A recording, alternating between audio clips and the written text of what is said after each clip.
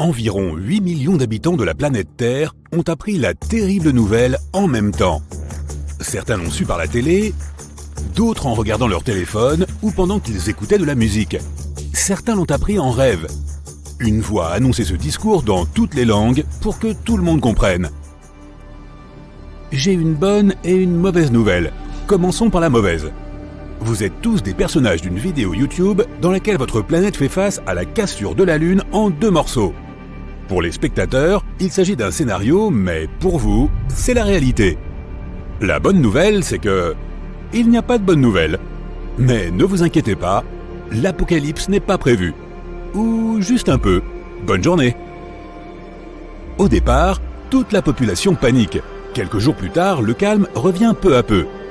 C'était peut-être une hallucination collective et en fait, la Lune va très bien. C'est alors que les chercheurs repèrent le danger. Une énorme météorite s'approche de nous depuis le fin fond de l'espace. Cette météorite est super rapide et presque plate. Par chance, elle va passer juste à côté de la Terre. Mais la Lune n'aura pas cette chance. La météorite va bien la frapper en plein milieu.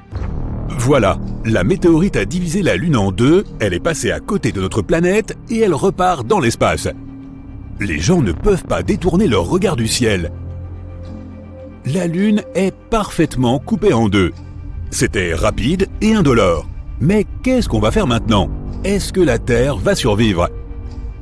Notre satellite est divisé en 2 parties égales, mais heureusement, elle reste collée. L'importante gravité de la Lune agit comme un aimant. Les chercheurs sont convaincus que les 2 morceaux se recolleront dans quelques millions d'années et que la Lune redeviendra exactement comme elle était. Mais le plus cool, c'est que personne ne remarque aucune différence. La voix s'est trompée. Mais voilà qu'un autre problème surgit. Une énorme météorite en forme de chaussure arrive vers nous. Elle entre dans le système solaire et s'approche rapidement de la Terre. La botte spatiale heurte une moitié de Lune et poursuit sa trajectoire. Maintenant, il ne reste vraiment qu'une demi-lune dans le ciel. La première moitié est là où elle a toujours été. La seconde moitié se dirige vers la Terre. Une pluie de météores s'abat sur Terre à cause des fragments de Lune. Mais tout compte fait, tout va bien. La plupart de ces cailloux brûlent dans l'atmosphère. La quasi-totalité de la demi-lune dégommée se fragmente et entre en orbite. Un anneau de roche se forme et maintenant, la Terre est comme Saturne. Ces fragments de Lune détruisent plusieurs de nos satellites artificiels. Les communications et Internet s'interrompent régulièrement. Il faut environ 2 ans pour rétablir les connexions. La Station spatiale internationale n'existe plus. Heureusement, tous les astronautes ont réussi à revenir sur Terre avant le grand patatras. Les fragments de Lune volent autour de la planète et il n'y a plus que la moitié de la Lune dans le ciel. La vie ne change pas trop les jours qui suivent, mais les gens qui vivent au bord de la mer et des océans, eux, voient la différence. La Lune influençait les marées. Elle tournait autour de la Terre et les océans prenaient alors une forme ovale. La marée était haute là où la Lune était plus proche, tandis qu'elle était basse du côté opposé. Mais maintenant, tout a changé. Une demi-lune n'influe pas sur la même quantité d'eau. Oui, la Lune ne pèse plus que la moitié de son poids et elle s'est approchée de la Terre, mais sa force gravitationnelle a aussi diminué. Les oiseaux marins, de nombreuses espèces de poissons, les tortues et autres animaux marins pourraient ne pas survivre dans ces conditions. Leur instinct naturel, fortement guidé par la Lune, leur permettrait de déterminer leur cycle de vie. Par exemple, les bébés tortues attendaient la marée haute du matin pour courir dans l'eau. Désormais, l'eau est trop basse, ils n'arrivent pas à se cacher dans l'océan et les mouettes les mangent. Les crabes ne pondent plus d'œufs car la marée haute apparaît plus tôt que prévu. Les loups perdent la tête. Ils hurlent toutes les nuits.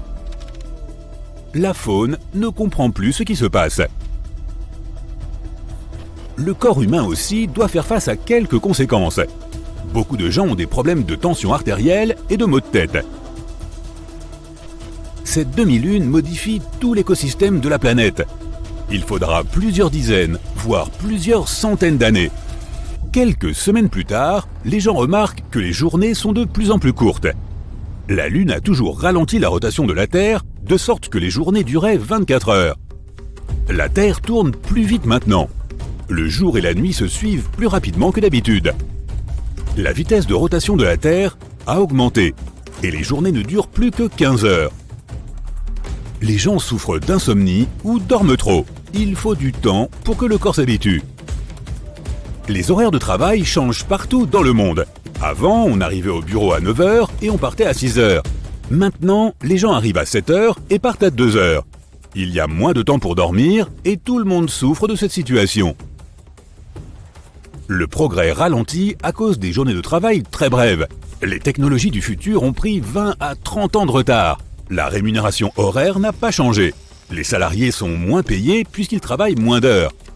La Lune, quand elle était entière, régulait la météo et le climat sur Terre. Regarde Mars, elle a 2 petites lunes. Elles lui tournent autour rapidement et la font balancer sur son axe. Le résultat ? Du vent, des tempêtes de sable et des orages au quotidien sur la planète rouge. Cette demi-lune modifie la rotation stable de la Terre. Les températures changent partout dans le monde. Il fait plus chaud dans les endroits chauds et les tempêtes de neige font rage dans les régions froides. Il n'y a plus que de brèves averses très intenses. Il ne fait plus jamais beau. Un petit vent peut se transformer en tornade et les vagues deviennent des tsunamis. Les saisons changent plus vite, les hivers sont plus froids et les étés plus chauds. Le changement de rotation de la planète affecte son champ magnétique. Toutes les boussoles et les systèmes de navigation sont hors service. Il faut réapprendre à s'orienter. Les oiseaux ne vont plus vers la chaleur en hiver, car ils ne savent pas où aller. Leur boussole interne est cassée. Plusieurs centaines d'années sont passées. Les gens se sont totalement habitués aux nouvelles conditions terrestres. De nouvelles espèces d'animaux sont apparues. Les oiseaux ont repris à se repérer grâce à la demi-lune. L'économie de la planète a été restaurée. Les salaires ont été augmentés, les gens se sont habitués à dormir 5 à 6 heures par jour et à travailler 4 à 5 heures. La réduction du volume horaire des journées a aussi eu des conséquences sur l'industrie des médias. Les films ne durent plus qu'1 heure. Les épisodes de séries, 30 minutes. La vie est plus rapide. Une personne vit en moyenne jusqu'à 96 ans. Le temps passe à la même vitesse, c'est la façon dont on le compte qui a changé. Plusieurs millénaires sont passés, les gens sont différents. Ils ont de grands yeux qui absorbent plus de lumière. La demi-lune ne brille pas autant que la lune entière et les nuits sont donc plus noires. L'homme a eu besoin de quelques milliards d'années pour s'habituer à l'obscurité constante. Pour pouvoir mieux se déplacer dans ces conditions, les animaux aussi sont devenus plus grands et sensibles. L'orbite de la Terre a été débarrassée des météores. Il existe plusieurs stations spatiales qui tournent autour de notre planète. La voix mystérieuse reprend alors encore une fois la parole. L'histoire se termine parce que la vidéo se termine aussi. Désolé, bonne nuit. T'es-tu déjà demandé pourquoi la Terre n'a pas d'anneau ? Les géantes gazeuses Jupiter, Saturne, Uranus et Neptune en ont. Mais les planètes telluriques, Mercure, Vénus, la Terre et Mars, n'en ont pas. 2 théories décrivent la façon dont les systèmes d'anneaux se sont potentiellement développés. La première stipule que les anneaux seraient nés à partir de restes datant de l'époque où une certaine planète se formait. Ou bien, comme l'avance la seconde, ils pourraient être les restes d'une lune qui a été soit détruite lors d'une collision, soit brisée par la force gravitationnelle de sa planète mère. Les scientifiques ne savent toujours pas pourquoi les géantes gazeuses ont des anneaux, mais ils pensent que cela pourrait être dû au fait qu'elles se sont formées dans le système solaire extérieur. Les planètes rocheuses se sont formées dans la zone intérieure de notre système solaire. C'est pourquoi elles étaient mieux protégées des impacts et collisions potentielles qui auraient pu former des anneaux autour d'elles. Ou bien, la raison est que les planètes plus grosses ont un plus grand volume, ce qui permet à un système d'anneaux de rester stable. Certains scientifiques pensent que notre planète a bel et bien eu un système d'anneaux il y a longtemps. À ses débuts, un objet de la taille de Mars a heurté la Terre, ce qui a probablement donné lieu à un anneau dense de débris. Mais son système d'anneaux a très vite fusionné. Et c'est ainsi que notre Lune s'est formée. Il y a plus de 10 ans, les astronomes ont découvert un énorme nuage de vapeur d'eau à environ 12 milliards d'années-lumière de notre planète. Ce nuage est la plus ancienne source d'eau que nous connaissions. Il date de l'époque où l'univers n'avait que 1,6 milliard d'années. Aujourd'hui, il en a 13,8 milliards. Ce nuage inhabituel est aussi la plus grande source d'eau que nous connaissions. Il contient 140 trillions de fois la quantité d'eau que la Terre contient dans ses océans. C'est colossal. Et ce qui est encore plus impressionnant, c'est que ce nuage de vapeur est en quelque sorte en train de nourrir un trou noir. Il pourrait contenir suffisamment de gaz, comme le monoxyde de carbone, pour aider son trou noir à devenir 6 fois plus grand qu'il ne l'est actuellement. Nous savons tous que la Terre a une lune. Mais il y a 2 autres astéroïdes, 3753 Kruitne et 2002 AA29, verrouillés dans des orbites co-orbitales avec notre planète. Le premier ne tourne pas vraiment autour de la Terre, mais a une sorte d'orbite synchronisée avec elle, si bien qu'il semble suivre la Terre sur une orbite stable, alors qu'en réalité, il a sa propre trajectoire spécifique autour du Soleil. L'autre, 2002 AA29, suit une orbite en fer à cheval autour de notre planète. Sa trajectoire spécifique le rapproche de nous tous les 95 ans. On pourrait s'attendre à ce que Neptune soit un endroit extrêmement froid et sombre. Après tout, c'est une géante de glace située à 4,5 milliards de kilomètres du Soleil. Neptune ne reçoit pas une grande quantité de lumière du Soleil, si bien qu'à midi, la luminosité y est semblable au crépuscule sur notre planète. Mais cette géante de glace semble créer sa propre chaleur. Pour être précis, 2,6 fois plus de chaleur qu'elle ne reçoit de Soleil. Cela est probablement dû à toute la pression qui règne près du noyau de la planète. Elle construit et libère de l'hydrogène qui maintient le centre de Neptune à une température folle de 5150 degrés Celsius. Mais son atmosphère est encore assez froide. La température varie entre moins 150 et moins 200 degrés Celsius. À quelle forme penses-tu lorsque quelqu'un mentionne les tempêtes ? Probablement aux longs ovales des ouragans et aux cônes des tornades. Mais cela n'est valable que sur Terre. Au pôle nord de Saturne, une tempête fait rage depuis au moins 40 ans. Et elle a une forme hexagonale. Une forme aussi bizarre a probablement quelque chose à voir avec les gaz turbulents de Saturne, ou peut-être même avec les jets zonaux qui s'étendent sur plusieurs kilomètres dans une région de pression extrêmement élevée. T'es-tu déjà demandé pourquoi les planètes ne scintillent pas alors que les étoiles le font ? Le fait est que si tu étais dans l'espace, tu ne les verrais pas du tout scintiller. La raison pour laquelle nous voyons les étoiles scintiller est due à l'atmosphère de la Terre. La lumière de la taille d'une épingle provenant d'une étoile frappe l'atmosphère.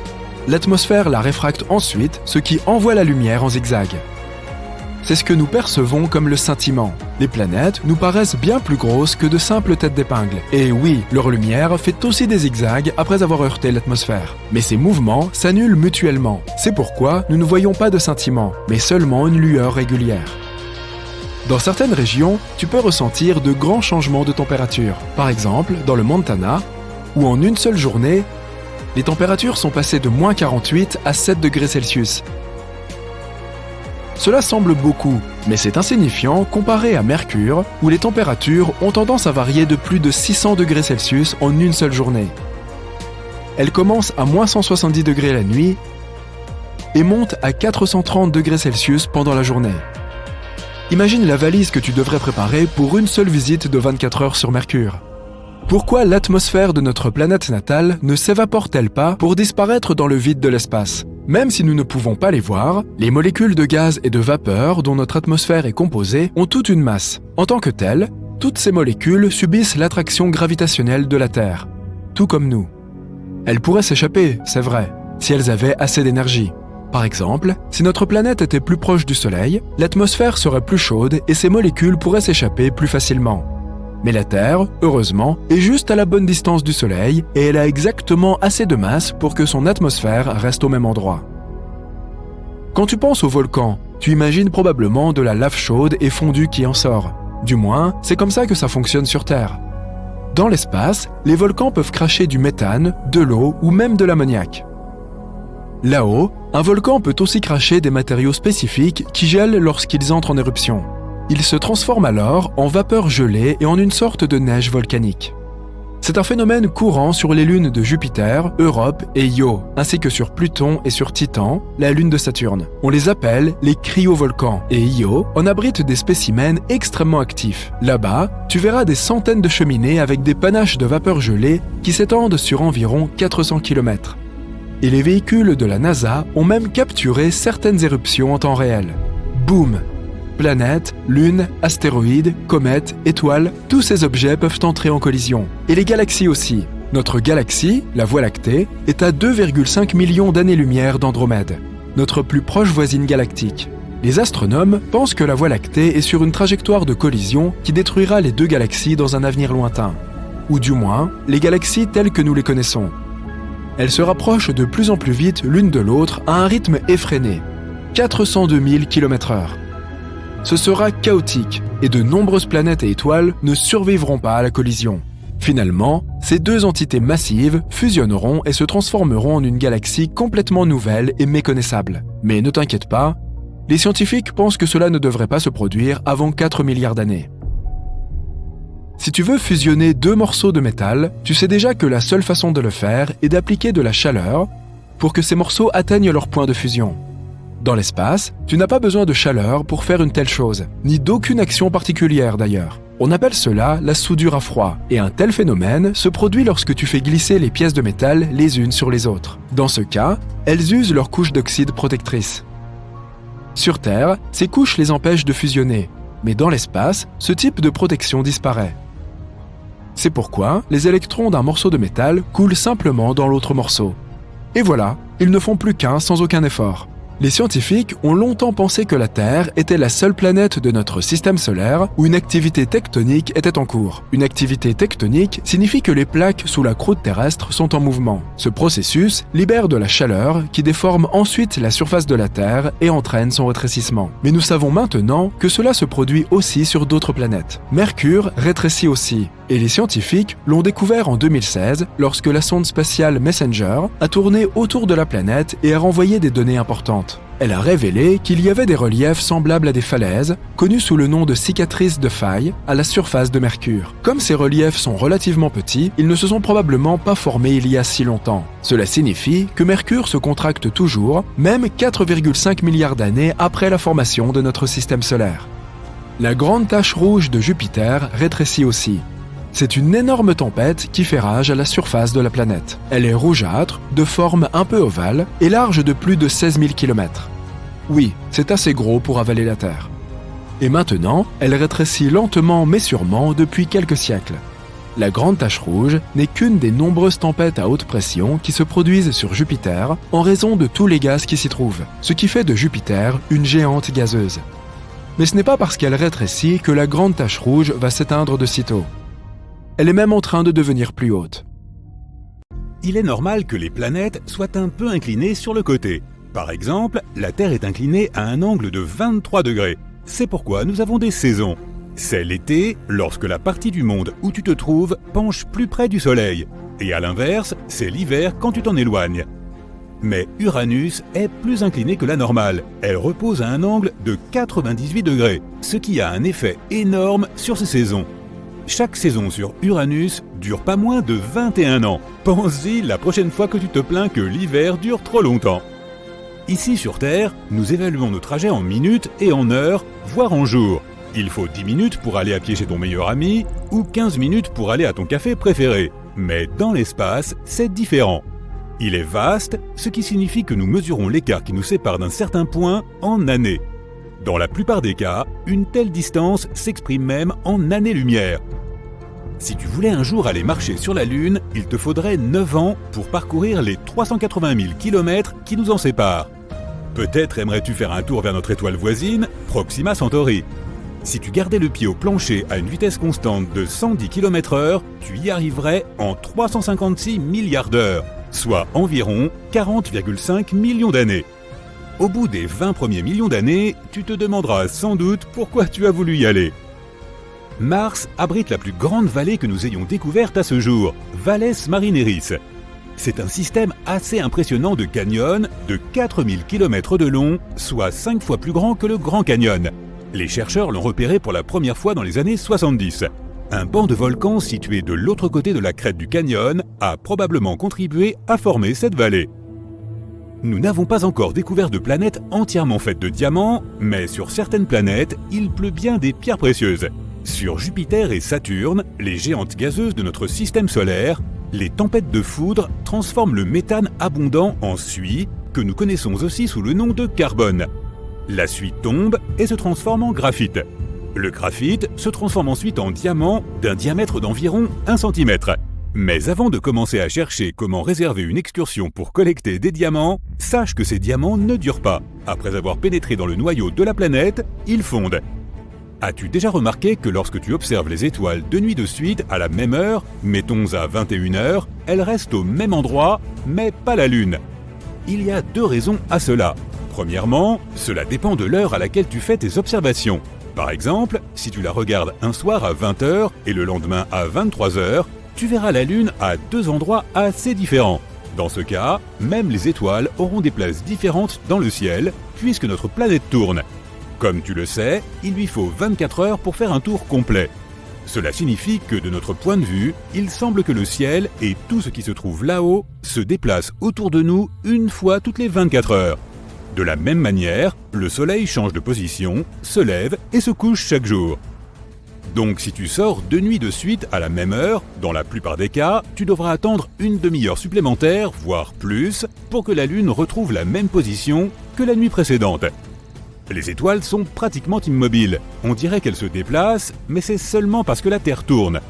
En revanche, la Lune se déplace vraiment autour de notre planète et passe par différentes phases.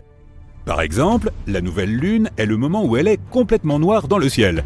La pleine Lune est le moment où son côté éclairé est totalement tourné vers la Terre. Il lui faut environ 1 mois pour faire un tour complet de la Terre.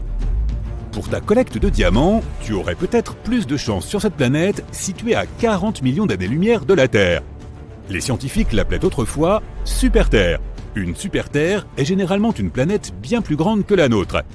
Cette planète, par exemple, fait le double de la taille de la Terre. Elle est si proche de son étoile qu'elle en fait le tour complet en moins de 18 heures, ce qui signifie que l'année y est plutôt courte. Et comme elle est si proche de son étoile, sa température monte jusqu'à 2700 degrés Celsius. À cause de la chaleur combinée à la densité de la planète, les scientifiques pensent que son noyau est composé de carbone sous forme de graphite et de diamants. Il y a plus de 10 ans, les astronomes ont découvert un énorme nuage de vapeur d'eau se trouvant à 12 milliards d'années-lumière de notre planète. Ce nuage est la plus grande source d'eau que nous connaissions. C'est aussi le plus ancien. Il date de l'époque où l'univers n'avait que 1,6 milliard d'années. Aujourd'hui, il a 13,8 milliards d'années.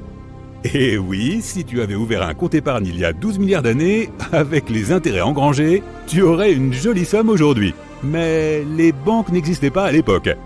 Bref, ce nuage est si grand qu'il contient 140 000 milliards de fois la quantité d'eau de tous les océans de notre planète. Ce nuage nourrit en quelque sorte un trou noir. Il pourrait aussi contenir suffisamment de gaz, comme le monoxyde de carbone, pour encourager le trou noir à devenir 6 fois plus grand qu'il ne l'est actuellement. La température moyenne de notre planète est d'environ 14 degrés Celsius, et la température la plus élevée jamais mesurée a été de 57 degrés Celsius. Cela te semble chaud? Eh bien, sur Vénus, elle peut atteindre 482 degrés Celsius, ce qui en fait la planète la plus chaude de notre système solaire.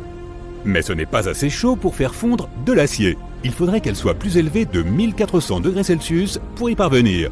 Mais c'est assez chaud pour faire fondre le plomb. Et c'est bien trop chaud pour abriter la vie. Du moins, sous aucune forme que nous connaissions. Vénus n'est pourtant pas la planète la plus proche du Soleil, c'est Mercure. Mais elle a une atmosphère très épaisse qui piège les gaz à effet de serre. C'est comme si tu te couvrais d'une couverture très épaisse au beau milieu de l'été. Nous avons l'habitude de voir les volcans cracher de la lave chaude en fusion. Après tout, c'est ce qu'ils font principalement sur Terre. Mais dans l'espace, les volcans ont tendance à cracher du méthane, de l'eau ou de l'ammoniac. Et ces matériaux gèlent pendant l'éruption et finissent par se transformer en vapeur gelée et en quelque chose appelé neige volcanique. On les appelle donc des cryovolcans. Tu peux les trouver sur les lunes de Jupiter, Io et Europe, sur la lune de Saturne, Titan et sur Pluton. Ces volcans sont particulièrement actifs sur Io, qui possède des centaines de cheminées. Les véhicules de la NASA ont même capturé certains d'entre eux en éruption en temps réel. Les panaches de vapeur gelée qui en sortent s'étendent sur environ 400 km. Au fait, on vient de découvrir une autre lune autour de Jupiter, qui pourrait être adaptée à l'agriculture un jour. Elle s'appelle Ia-Ia-Ho. Ah, je plaisante.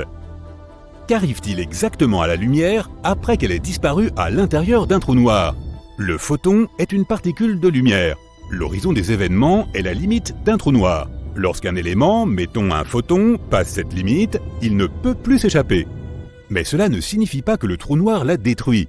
Il attire rapidement le photon vers son centre, où une masse énorme est entassée dans un espace infiniment petit. Mais on ne sait pas exactement ce qui arrive au photon dans des conditions aussi extrêmes. C'est toujours l'un des plus grands mystères. Un trou noir détruit-il la lumière ou non? Saturne possède 82 lunes que nous connaissons, 53 confirmées et 29 autres qui sont toujours sur la liste d'attente pour être confirmées comme de véritables lunes avant d'obtenir leur nom officiel. Et l'une de ces lunes les plus étonnantes pourrait être un gros morceau de roche de 1470 km de diamètre appelé Iapetus. Elle est sombre d'un côté et lumineuse de l'autre. Sa moitié la plus claire est 20 fois plus réfléchissante que l'autre. Il s'avère que le côté lumineux est de la glace. Le côté sombre est un peu plus compliqué. Une théorie affirme qu'il est sombre à cause de particules provenant d'une autre lune nommée Phébé. Une autre théorie dit que cela pourrait être à cause de la chaleur. Comme cette lune tourne très lentement, sa matière sombre absorbe la chaleur, ce qui la rend encore plus sombre. À ton avis, quelle taille peut atteindre un trou noir? En théorie, nous ne pouvons pas trouver de limite supérieure à sa masse. Mais les astronomes pensent que les trous noirs ultramassifs, UMBH, situés au cœur de certaines galaxies, ont pour la plupart une taille allant jusqu'à 10 milliards de masses solaires. Récemment, ils ont même découvert que ces UMBH ne peuvent physiquement pas grandir beaucoup plus que cela, car dans ce cas, ils commenceraient à perturber les disques d'accrétion qui les alimentent. Ce faisant, ils finiraient en quelque sorte par avoir l'œil plus gros que le ventre. La plupart des gens imaginent la couleur de l'univers comme étant quelque part entre l'aigue marine et le turquoise pâle. Même certains chercheurs pensaient que c'était le cas. Mais on a réussi à déterminer la couleur cosmique en combinant la lumière de plus de 200 000 galaxies situées à moins de 2 milliards d'années-lumière de notre planète. La vraie couleur est en fait plus proche du beige. Les chercheurs se sont trompés car le logiciel n'était pas correctement calibré. Il a finalement converti le spectre cosmique en la couleur que nos yeux verraient si nous y étions exposés. L'équipe a défini cette couleur comme un latte cosmique, sans sucre et à emporter s'il vous plaît.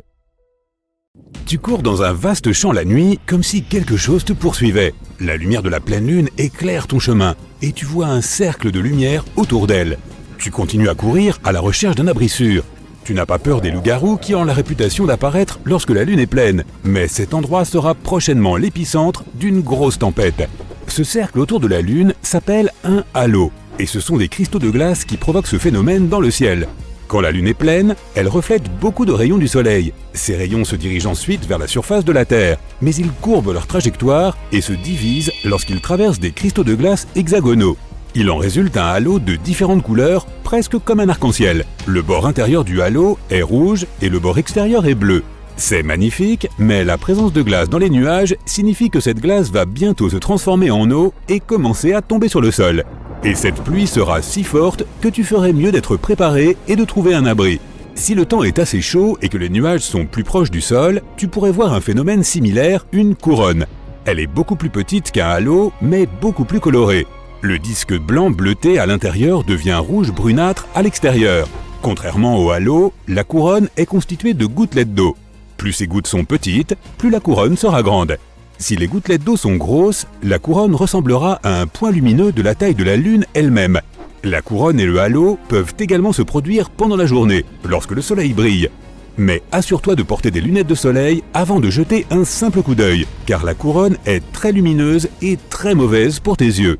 Dès que tu trouves un abri, il se met à pleuvoir bien fort. Waouh, c'est quoi ça? On te prend en photo? Non, le flash que tu viens de voir est un éclair. Bam! Le tonnerre est si fort que les fenêtres de la maison se mettent à trembler. Voici un conseil pour savoir à quelle distance tu te trouves de l'épicentre d'un orage. Lorsque tu vois un éclair, commence à compter. Quand tu entends le tonnerre, arrête de compter. Maintenant, tu dois diviser ce nombre par 5. Si tu peux compter jusqu'à 5, cela signifie que l'épicentre de l'orage est à environ 1 mile, soit 1,6 km. Si tu n'as pas trouvé d'abri avant le début de l'orage et que celui-ci te surprend en pleine nature, quitte immédiatement les hauteurs. Toute montagne ou colline est une zone à haut risque. Ne pense même pas à te cacher sous un arbre. Les objets hauts sont la première cible de la foudre. Les poteaux électriques sont également à risque. Si un orage te surprend alors que tu es à vélo, descends immédiatement et pars en courant. Même chose si tu es à bord d'une décapotable, d'une voiturette de golf ou d'une moto. Si un orage se déclenche alors que tu te trouves en plein champ, l'objet le plus grand ici, c'est toi. Baisse-toi et essaie de te couvrir d'une manière ou d'une autre. Si tu n'es pas seul, essayez de garder vos distances les uns par rapport aux autres. Ouf! Maintenant, admirons ce magnifique lever de soleil. On dirait que quelqu'un a renversé de la peinture rouge sur le ciel. Cette belle vue signifie qu'il va bientôt commencer à pleuvoir. Si le ciel est rouge au lever du soleil, c'est parce que la zone de haute pression vient de passer devant toi et qu'elle est maintenant suivie d'une zone de basse pression avec une forte teneur en eau dans l'air.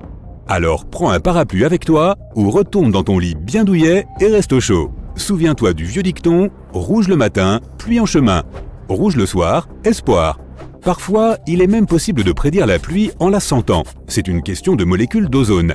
Les courants d'orage font descendre l'ozone de la haute atmosphère, et quand l'orage est sur le point de commencer, tu peux ressentir comme une sensation de propreté.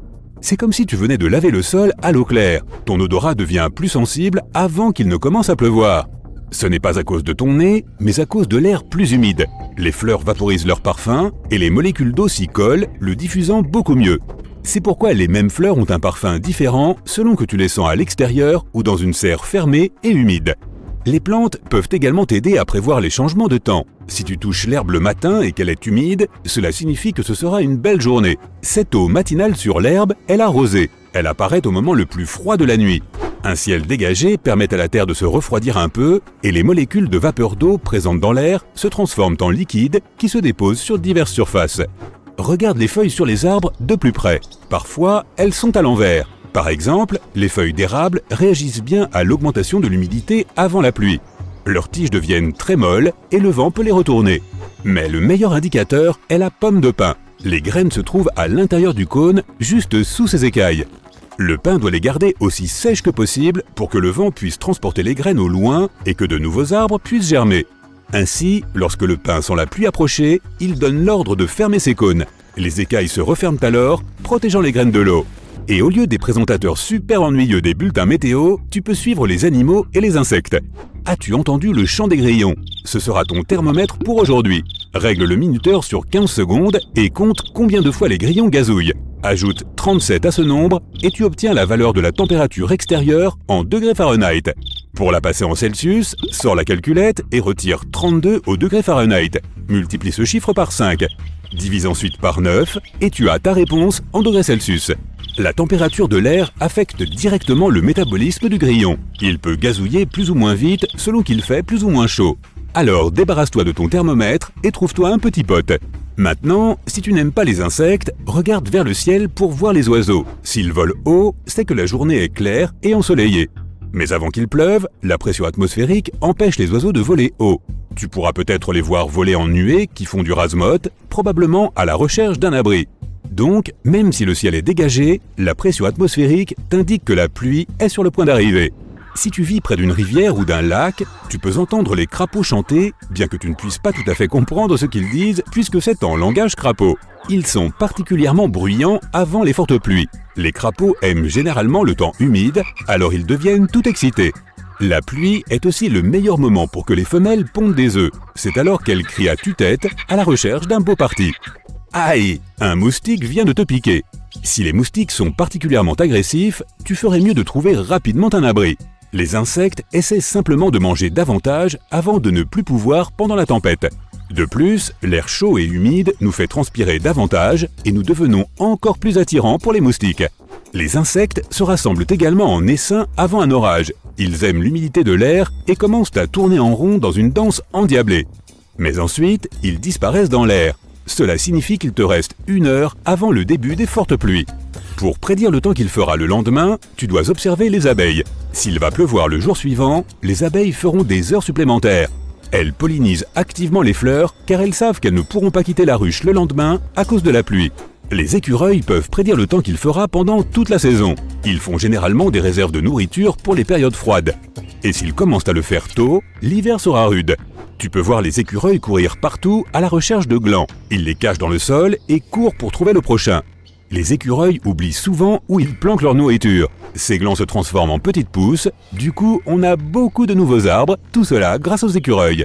Les animaux peuvent également prédire des catastrophes comme les tremblements de terre. Des scientifiques ont réalisé une étude dans une région d'Europe où les tremblements de terre sont fréquents. Ils ont placé des traceurs sur des vaches, des chiens et des moutons. Environ 18 000 tremblements de terre s'y sont produits pendant cette période. La plupart d'entre eux étaient insignifiants, mais il y en a eu 12 d'une magnitude de 4 sur l'échelle de Richter. Et avant chaque tremblement de terre, les chercheurs ont enregistré un comportement étrange des animaux. C'était comme s'ils essayaient de s'échapper de la zone du tremblement de terre.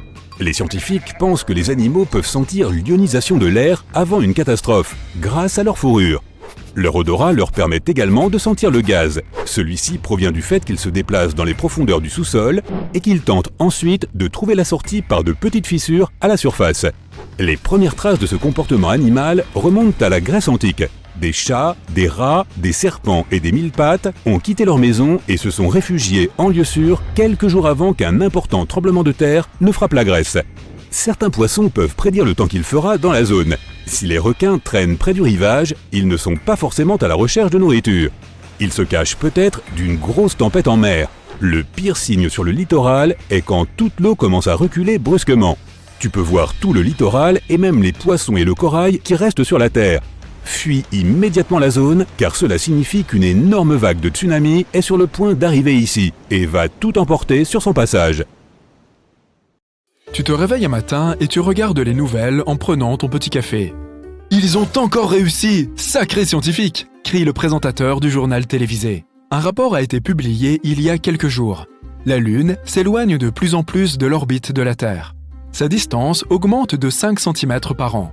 Au cours des 2000 dernières années, elle s'est ainsi éloignée de 660 cm au total. Ce n'est pas une distance trop importante, mais la nouvelle a quand même affolé les gens et les a inquiétés. Ils se sont rassemblés autour de la planète et se sont unis pour essayer d'empêcher la Lune de sortir de l'orbite de la Terre, même si elle ne quittera pas réellement son orbite avant 1 milliard d'années. Mais tout le monde était concentré sur les avantages de la Lune d'autrefois. Il est évident que la vie sur Terre, telle que nous la connaissons, n'aurait pas évolué pareil sans son existence. La Lune contrôle les marées et les molécules de l'atmosphère. Sans elle, les humains, en particulier, n'auraient pas évolué. C'est pourquoi, en raison de la reconnaissance envers la Lune, les hauts gradés ont ordonné aux meilleurs scientifiques de trouver une solution pour la rapprocher de la Terre. Un moteur à propulsion géant a été construit sur la face cachée de la Lune. Il a été allumé et les propulseurs ont essayé de pousser en avant. Mais la force de départ n'a pas été assez forte pour pousser la Lune. Au lieu de cela, il a incliné l'axe de la Lune, la faisant tourner lentement. Alors que la Lune tournait, les scientifiques se sont empressés de l'éteindre avant que le moteur n'atteigne sa pleine puissance, car il se dirigeait hors de sa trajectoire. L'état-major n'était pas d'accord et leur a ordonné de poursuivre l'objectif. Les scientifiques ont insisté sur le fait que les calculs n'étaient pas corrects et qu'ils ne savaient pas exactement ce qui pourrait se produire. Leurs préoccupations ont été ignorées et ils ont dû simplement regarder comment la puissance des moteurs augmentait. Les moteurs ont lentement poussé la Lune et la distance a diminué. Mais comme elle a été donnée au mauvais moment, l'angle visé allait créer des complications.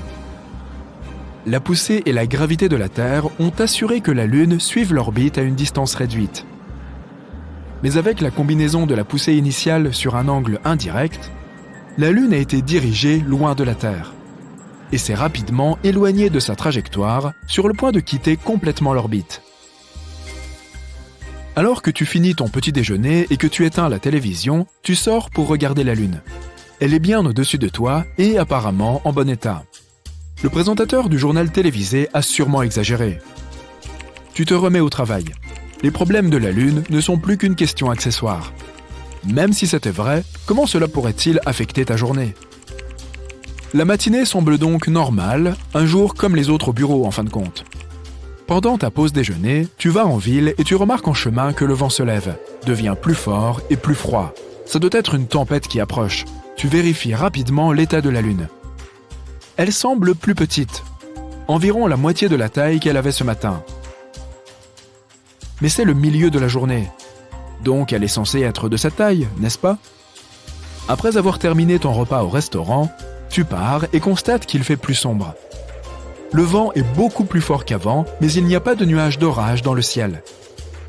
Les gens dans les rues observent le ciel, marqué par quelque chose, probablement une éclipse. Alors que les gens commencent à courir frénétiquement dans les rues, tu regardes au-dessus de toi et tu ne vois pas la Lune. Confus, tu décides de rentrer chez toi pour la journée. En arrivant chez toi, tu allumes la télévision. Le présentateur du journal télévisé, plus grave qu'avant, explique que la Lune a quitté l'orbite de la Terre et se dirige vers l'espace. La perte de la Lune signifie que le cycle quotidien a changé. Il n'y a plus que 6 à 12 heures de soleil par jour et plus de 1000 jours par an. Je vais devoir travailler 2 fois moins, tu te dis avec enthousiasme en levant les bras en l'air. L'absence de la Lune crée un monde complètement différent. C'est la gravité de la Lune qui maintient la Terre en place à un angle de 23,5 degrés, ce qui garantit les conditions météorologiques et les journées normales auxquelles nous sommes habitués. Déconcerté par toutes ces informations scientifiques, tu sors pour vérifier que tu n'es pas victime d'une blague. La semaine de travail plus courte semble trop belle pour être vraie.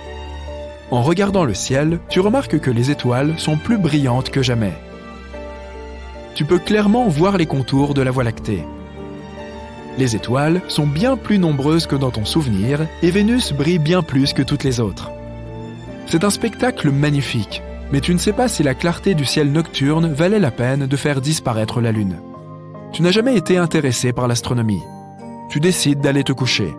C'est une bonne idée de s'adapter au nouveau cycle du jour et de la nuit. Tu règles ton réveil sur 2 heures. Cela devrait être assez long, te dis-tu joyeusement. Demain, c'est samedi après tout. Tu dois te lever tôt pour aller surfer. Tu dois profiter des vagues de la marée haute. Tu te réveilles, tu prépares tes affaires et tu vas à la plage.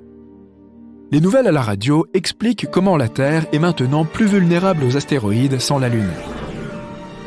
Ensuite, ils parlent de certains problèmes avec les marées, quelque chose comme le fait que la marée est maintenant un tiers de l'envergure qu'elle avait avant.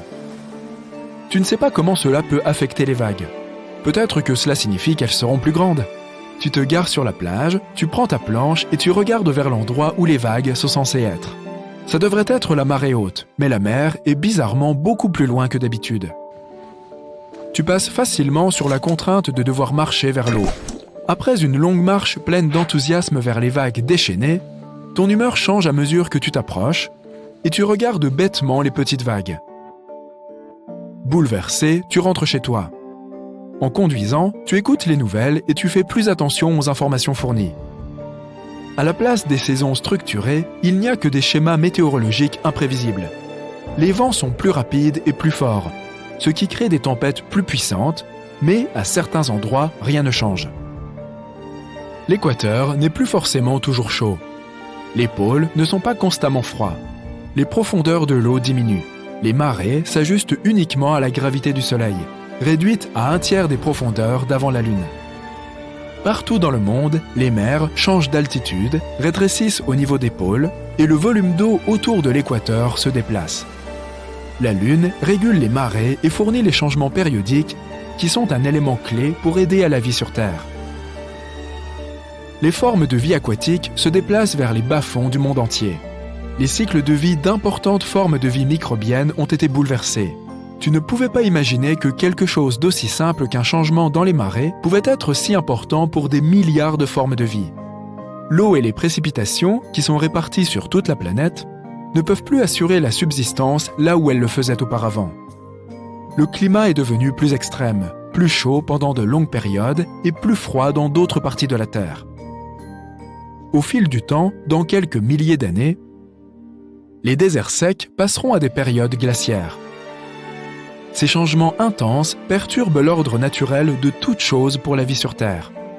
Non seulement la Lune contrôlait les marées et le temps, mais elle tirait les molécules de l'atmosphère en se déplaçant. Le mouvement désormais constant perturbe les molécules, créant des barrières pour l'évolution future. Tu rentres chez toi, bouleversé après avoir appris cette nouvelle décourageante. Non seulement tu ne pourras plus jamais surfer, mais toute la vie sur Terre va changer. Une ère de récession a commencé. Au cours de l'année suivante, la flore et la faune changent pour s'adapter à ce nouveau monde. Les animaux migrateurs qui se dirigeaient vers des pâturages plus verts ne trouvent rien du tout. Les oiseaux sont complètement désorientés par le changement des saisons. Les animaux qui hivernent entrent et sortent de leurs abris au mauvais moment, et la végétation a du mal à pousser en raison du manque de lumière du soleil. Les animaux nocturnes ne peuvent pas voir sans l'aide guidée du reflet de la Lune. Bien que Vénus soit la source de lumière la plus brillante lorsqu'il fait nuit, elle ne représente qu'un millième de fraction de la luminosité de la Lune. Les animaux prédateurs qui chassent la nuit ne sont pas capables de trouver leur proie, ce qui donne l'occasion aux petits animaux de prospérer. Bien que la vie sur Terre ait changé, elle continuera d'exister. Mais ces changements soudains constitueront un test pour tous les domaines de la vie. Au fil du temps, il sera très intéressant de voir quelles espèces se seront adaptées et auront évolué. Un monde où les rats et les souris seraient plus importants en raison de leur capacité d'adaptation pourrait faire émerger une nouvelle espèce dominante. Dans des millions d'années d'évolution, ce sont surtout leurs descendants qui prospéreront. Nous pourrions voir des souris herbivores de la taille d'un buffle traverser les plaines et des rats de la taille d'un tigre errer dans les jungles. Des souris arboricoles dotées de longs bras pourraient se balancer entre les branches. D'autres se déplaceront probablement vers les mers à la place des mammifères pour se nourrir de la vie aquatique. Des rats prédateurs aux grands yeux pourraient avoir des traits similaires à ceux des chauves-souris, avec écolocation et devenir les maîtres de la nuit. Toutes les nouvelles espèces qui apparaîtront, sans aucun doute, continueront à être suivies par les humains, où qu'ils soient. L'équipage spatial se prépare au lancement depuis plus de 3 ans. Les préparatifs en vue de l'atterrissage sur l'étrange corps céleste comprenaient la collecte et l'étude d'échantillons de roches dans le Grand Canyon, l'exploration d'anciennes formations volcaniques sur le site de sécurité nationale du Nevada et l'examen de cheminées de gaz et de magma, de lacs de lave et de cratères à divers endroits de l'archipel d'Hawaï. Pour pouvoir résister aux conditions de microgravité, ils ont appris à marcher en oblique en étant attachés et suspendus latéralement et en essayant de se déplacer le long des murs. Ils ont dû éprouver leurs limites en suivant un régime alimentaire et de sommeil intensif pour s'assurer qu'ils seraient en sécurité dans l'espace. Il leur a fallu 3 jours, 3 heures et 49 minutes pour atteindre la surface de ce nouveau monde sur un site appelé la mer de la Tranquillité. Ils auraient pu opter pour l'océan des tempêtes ou la baie centrale, mais ils ont choisi cet endroit pour atterrir parce qu'il offrait une bonne visibilité et qu'il était relativement lisse et facilement atteignable avec le moins de propergoles possible. L'une des premières choses qu'ils ont remarquées en arrivant sur place, c'est que l'endroit sentait plutôt mauvais. Tout cela peut ressembler au début d'un roman de science-fiction, mais c'est en fait l'histoire vraie de la façon dont la mission Apollo 11 a atterri sur la Lune le 20 juillet 1969. Depuis lors, la Lune a accueilli 12 visiteurs humains jusqu'à aujourd'hui. Nous la considérons comme notre voisine de l'espace, mais il y a encore beaucoup de choses que nous ne savons pas sur ce mystérieux objet céleste. Et cela ne devrait pas être une surprise, puisque la Lune nous montre en fait toujours le même visage. C'est parce que la Terre et son seul satellite naturel permanent sont en rotation synchrone, ce qui nous fait croire qu'elle reste toujours immobile. En réalité, elle n'est pas dans une position fixe et elle s'éloigne progressivement de la Terre de 4 cm par an. Crois-le ou non, la Terre et la Lune, bien que séparées de 384 000 km, influent beaucoup l'une sur l'autre. Si la Lune est en partie responsable des marées à la surface de notre planète, c'est en fait notre Terre qui est responsable des mouvements de la Lune. On les appelle les tremblements de Lune et ils durent bien plus longtemps que les tremblements de Terre, certains pouvant atteindre une demi-heure.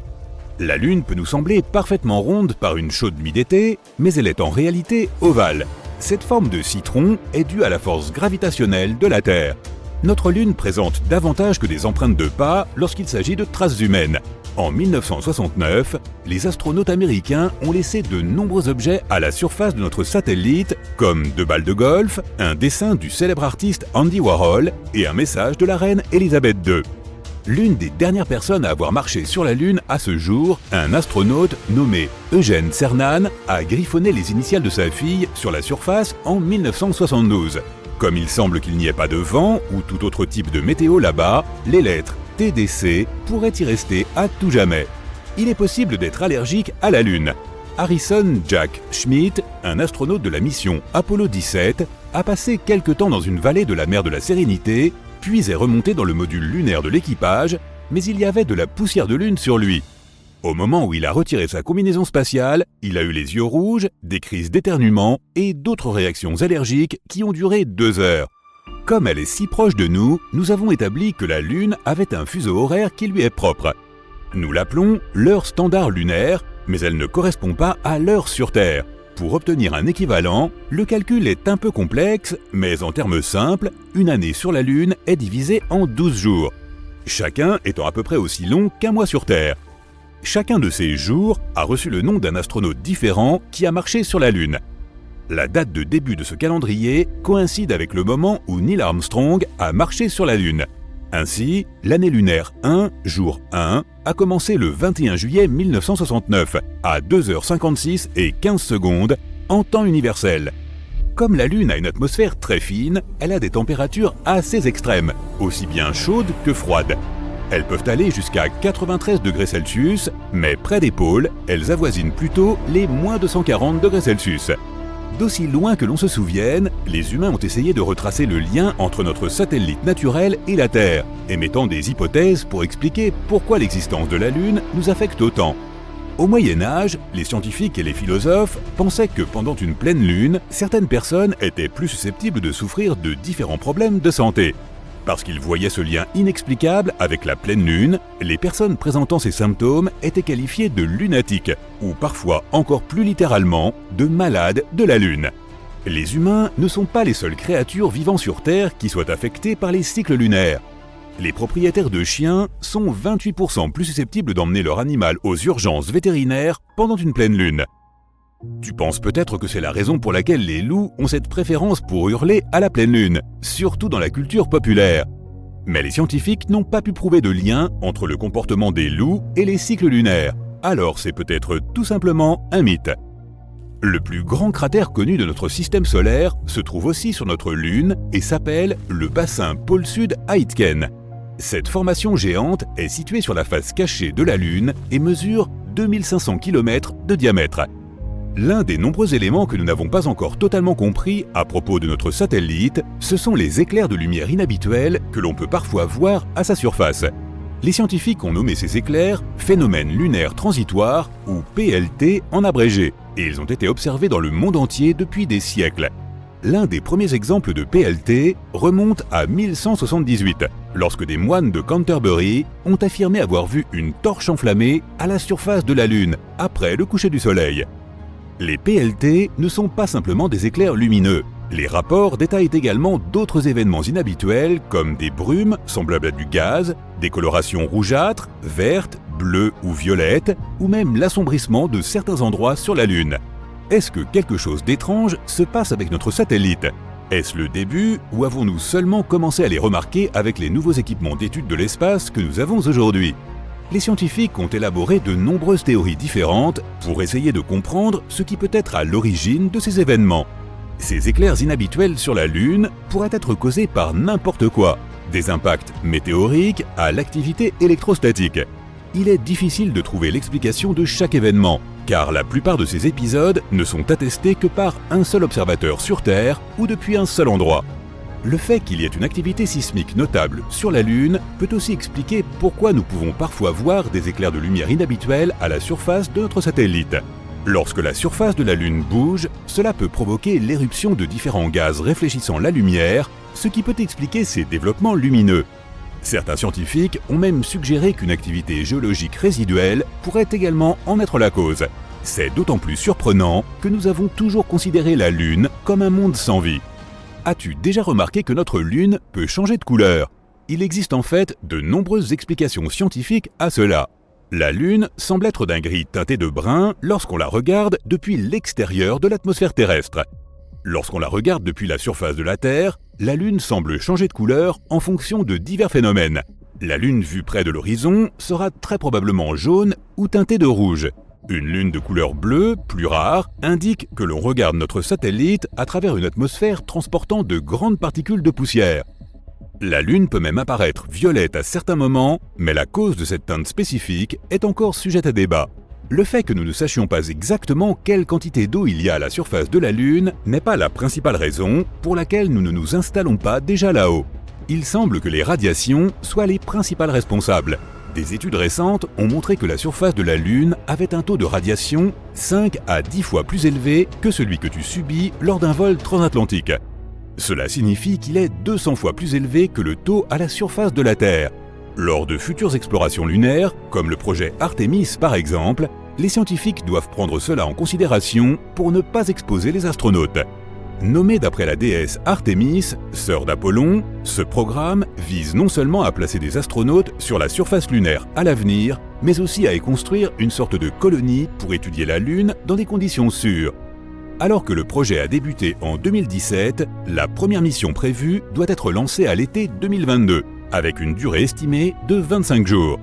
L'engin spatial sans équipage devrait atteindre l'orbite lunaire et revenir en toute sécurité avec suffisamment de données pour la prochaine mission comportant 4 astronautes prévue en mai 2024.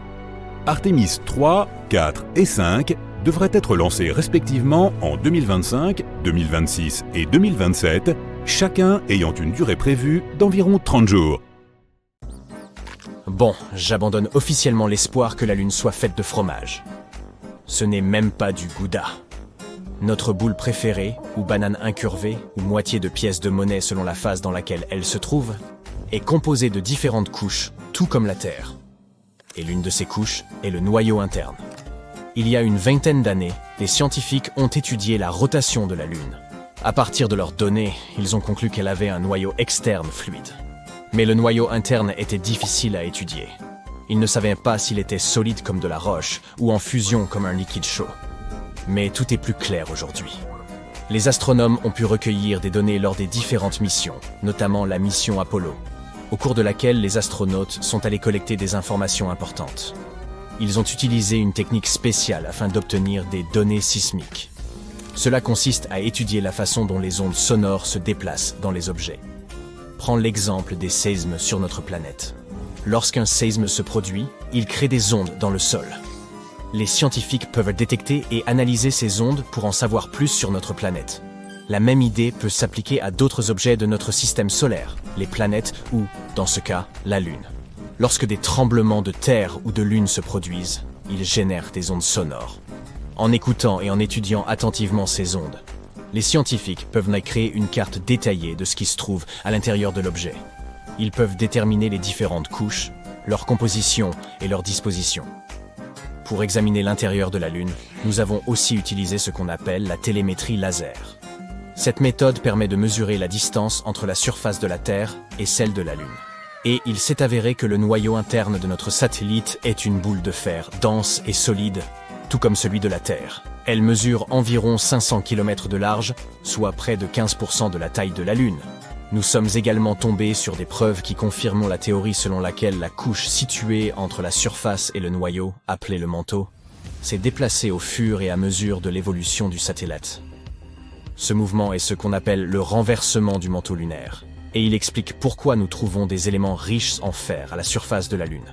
La matière du manteau est transportée vers le haut, et cette roche volcanique reste ensuite dans la croûte lunaire. Certains des matériaux de cette roche étant très denses, ils coulent tout simplement au travers des matériaux plus légers jusqu'à la bordure, séparant le noyau du manteau. C'est comme un cycle.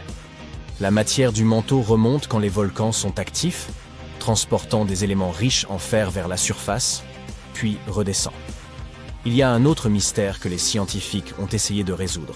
Qu'est-ce qui a fait que le champ magnétique de la Lune s'est affaibli et a failli disparaître ? Maintenant que nous avons découvert le noyau de fer et le renversement du manteau, nous allons pouvoir obtenir quelques réponses sur le champ magnétique de la Lune. Savoir à quoi ressemble le noyau interne peut nous aider à mieux comprendre l'histoire de la Lune, ainsi que celle de l'ensemble de notre système solaire. Selon l'une des théories largement acceptées sur l'origine de la Lune, il y aurait eu une collision massive entre la Terre à ses débuts et un objet mystérieux de notre système solaire. C'est ce qu'on appelle la théorie du grand impact. Cette collision aurait été si puissante qu'elle aurait arraché un gros morceau de la Terre, alors encore en fusion. Si tu mets une pièce de 5 centimes américains à côté d'un petit pois vert, tu auras une bonne idée de la taille de notre planète par rapport à celle de la Lune. Ce morceau a ensuite été lancé en orbite autour de notre planète. Et cela se serait produit environ 95 millions d'années après la formation de notre système solaire. L'objet qui a frappé la Terre aurait eu une masse d'environ 10% de celle de notre planète et une taille à peu près équivalente à celle de Mars. Et oui, la Terre et la Lune ont des compositions similaires, après tout. Bien sûr, il existe d'autres théories sur la formation de la Lune. Selon l'une d'elles, ce serait la force gravitationnelle de notre planète qui l'aurait capturée.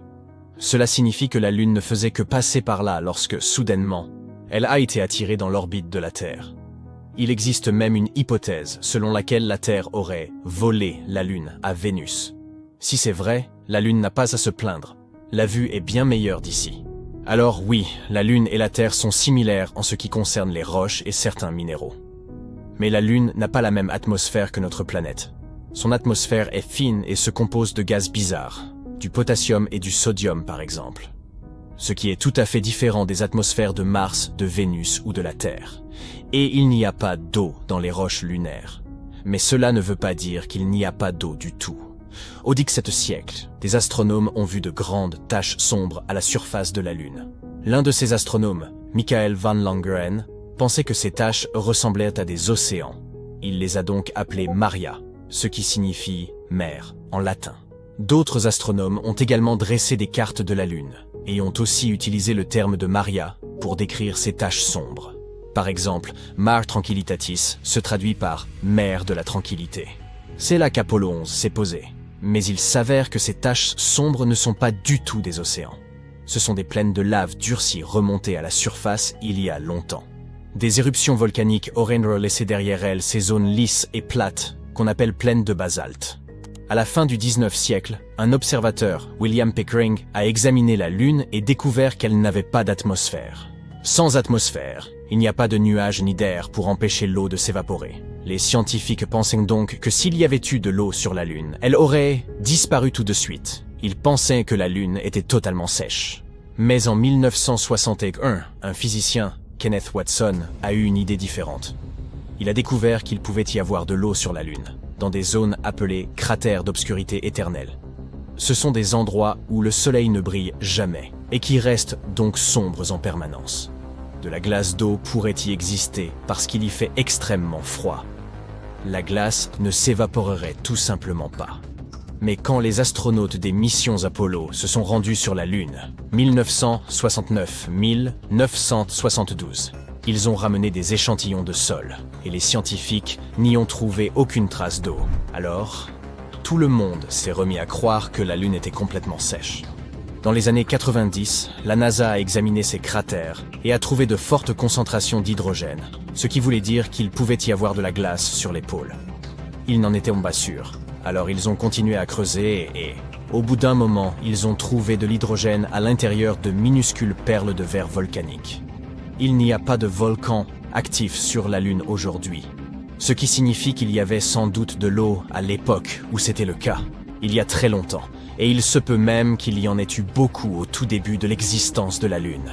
En 2020, la mission Sophia de la NASA nous a montré ce que nous cherchions depuis très longtemps. Il y a bel et bien de l'eau sur la Lune. Il s'avère qu'elle s'est cachée dans les grains de poussière et qu'elle colle à la surface dans les zones de la Lune éclairées par le Soleil. Il n'y a donc pas d'océan comme sur Terre, mais il y a au moins quelque chose. Mais une question demeure. Comment l'eau est-elle arrivée là ?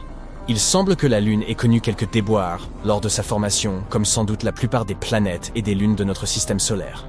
Il est donc possible que de l'eau soit apparue à la suite de collisions avec des comètes, et peut-être même que d'autres comètes en apportent davantage encore aujourd'hui. Une situation véritablement chaotique.